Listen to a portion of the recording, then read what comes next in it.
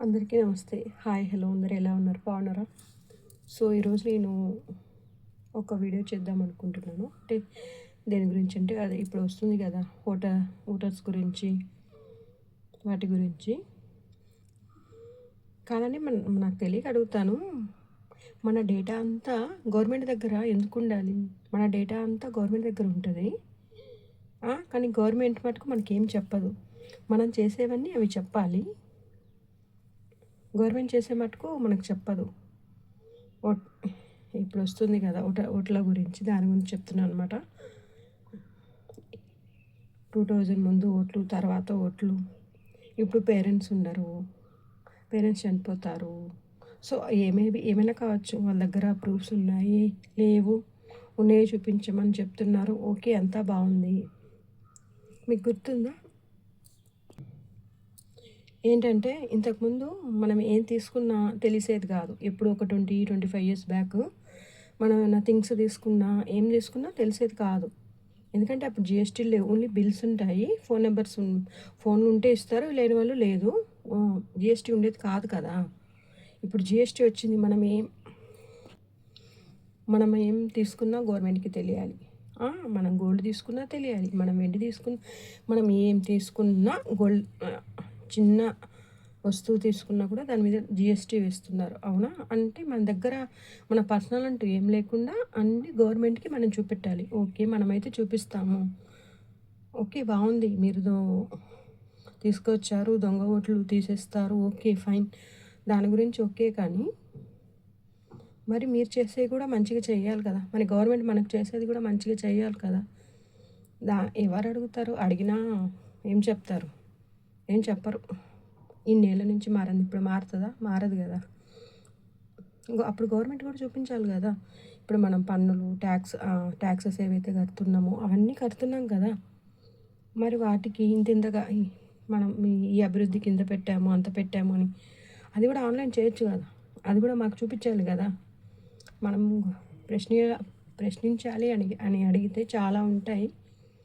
చెప్తున్నాను, వాళ్ళ సైడ్ నుంచి కరెక్ట్ ఉన్నప్పుడు మన సైడ్ నుంచి కూడా కరెక్ట్ ఉండాలి కదా. లేవు, ఏం లేవు. మనకు మటుకు ఆధార్ కార్డు ఉండాలి, పాన్ కార్డు, అన్ని కార్డ్స్ ఉండాలి. మన గురించి వాళ్ళ దగ్గర ఫుల్ డీటెయిల్స్ ఉండాలి. వేరే మెసేజ్ నుంచి మీ డీటెయిల్స్ ఇవ్వద్దు, మెసేజెస్కి క్లిక్స్ పెట్టద్దు అని ఒక పక్క గవర్నమెంట్ చెప్తూనే మన డీటెయిల్స్ అన్నీ లాక్కోవడం దేనికి? గవర్నమెంటే పెద్ద స్కామర్ లాగా అన్నీ తీసేసుకుంటుంది. ఇంకా వేరెవరో ఏం చేస్తారు? ఓకే, చేస్తారు. మన జాగ్రత్తలో మనం ఉండాలి. ఓకే ఫైన్, నేను దాని గురించి చెప్పట్లేదు. అలాంటి మెసేజెస్ ఇచ్చే గవర్నమెంటే మన డేటా అంతా వాళ్ళకి కావాలని తీసుకుంటుంది. అవునా కదా? మరి వాళ్ళ దగ్గర ఉన్న డేటా మనకెందుకు చూపించడం లేదు? ఏమండి, చెత్తవాడు 2-3 రోజులు రాకపోతే అడిగేవాళ్ళు లేరు, అడిగినా వాడు రాడు. చెత్త అనకూడదు, ఏమంటారు, డస్ట్ తీసుకెళ్తారు కదా కార్మికులు, వాళ్ళు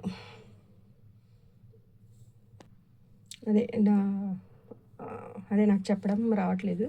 చెత్త తీసుకొని వెళ్తారు కదా వాళ్ళు, వాళ్ళని తెలుగులో ఏమంటారు సరిగా గుర్తొస్తలేదు. కార్మికులు సంథింగ్ ఏదో వాళ్ళు ఉంటారు కదా. వాళ్ళు 2 డేస్కి ఒకసారి, 3 డేస్కి ఒకసారి వస్తారు. వాళ్ళని మన సమాధానం ఏమి ఉండదు. ఒక్కరోజు చెత్త తీసుకోపోతేనే ఆ చెత్త ఎంత బ్యాడ్ స్మెల్ వస్తుంది. అలాంటిది 2-3 రోజులకు ఒకసారి వస్తారు. అవన్నీ అడగడానికి ఎవరు ఉండరు. మనం చెప్పినా వాటికి సమాధానాలు ఉండవు అడిగినా. ఇంకొకటి, గ్యాస్ అతను వాళ్ళకు గవర్నమెంట్ డబ్బులు ఇస్తుంది కదా, కార్మికులకి అందరికీ గవర్నమెంట్ శాలరీ వస్తుంది కదా. మరి మనం ఎందుకు ఇవ్వాలి? నెల 100, 150. అసలు ఈ డస్ట్బిన్ పాలసీ తీసుకొచ్చింది గవర్నమెంట్ శాలరీ ఇస్తుంది కదా, మనం ఎందుకు ఇవ్వాలి మళ్ళీ సపరేట్గా? అంటే గవర్నమెంట్ ఇవ్వదా అంటే నాకు తెలీదు అందుకు. అండ్ ఇంకొకటి, గ్యాస్కి కూడా గవర్నమెంట్ శాలరీ ఇస్తారు కదా, గ్యాస్ తీసుకొస్తారు కదా డెలివరీ బాయ్, వాళ్ళకు కూడా గవర్నమెంట్ ఆ శాఖలకు సంబంధించిన వాళ్ళు ఇవ్వరా శాలరీ?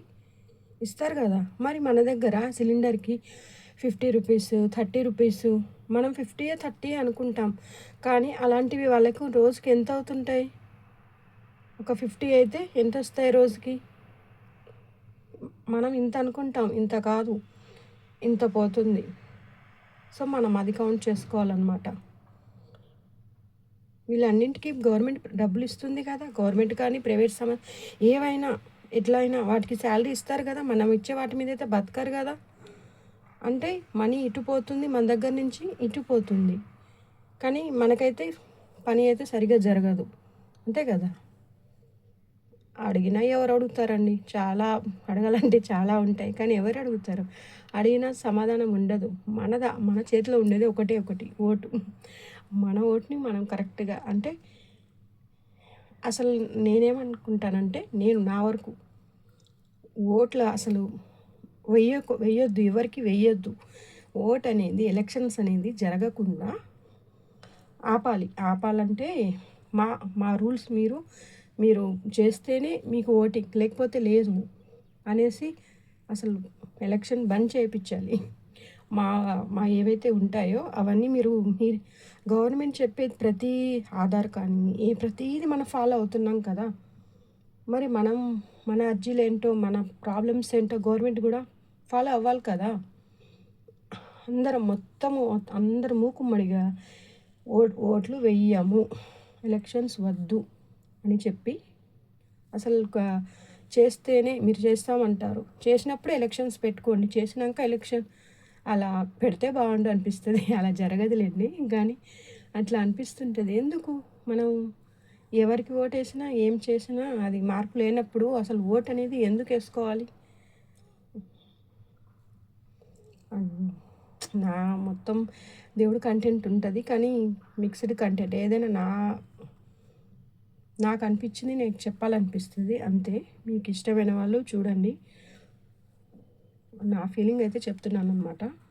సో ఇవన్నీ ఎవరు అడిగినా గవర్నమెంట్ దగ్గర ఏం సమాధానం ఉంటుందో మనకు తెలియదు, కానీ అందరు కలిసి పని చేస్తే మార్చేదైతే మారేదైతే ఎప్పుడో మార్చాను. ఎంతమంది వచ్చారు, ఎంతమంది వెళ్ళిపోయారు, కానీ సిస్టమ్ అనేది ఇలాగే ఉండిపోయింది. మన పర్సనల్ డేటా, మన పర్సనల్ ఇన్ఫర్మేషన్ మాత్రమే గవర్నమెంట్కి కావాలి. మన సమస్యలు ఇవేం అవసరం లేదు. ఒక 100 మందిలో 10 మంది అడుగుతారు, 10 మంది నిలదీస్తారు, కానీ ఏం లాభం? అక్కడ ఏం లాభం ఉండదు, అంతే. న్యాయం జరగనప్పుడు అడగడం కూడా ఇదేలేండి, అంతే. ఓకే. ఎన్ని సమస్యలు, ప్రతిదానికి ఒక సామాన్య మానవుడు పెట్టాల్సి వస్తుంది. సామాన్యులు ఎవరైనా గవర్నమెంట్ చేసే ప్రతిదానికి మనం మనీ పే చేస్తూనే ఉన్నాము.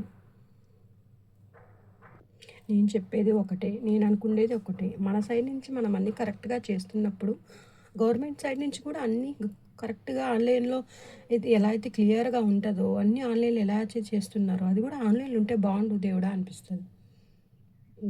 నా ఒపీనియన్ చెప్పాను అంతవరకే, ఎవరిని ఏం ఉద్దేశించి కాదు.